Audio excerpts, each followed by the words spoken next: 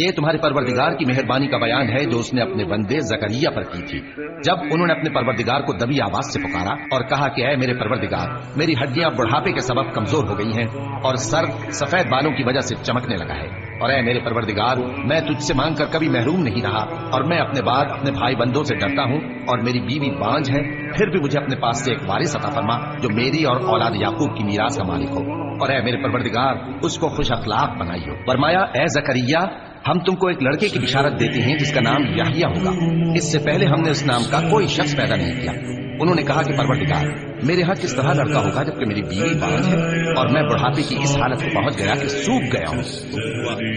اسی طرح ہوگا، تمہارے پروردگار نے فرمایا ہے کہ مجھے یہ آسان ہے اور میں پہلے تم کو پیدا کر چکا ہوں اور تم کچھ چیز نہ۔ کہا کہ پروردگار، میرے لیے کوئی نشانی مقرر فرما۔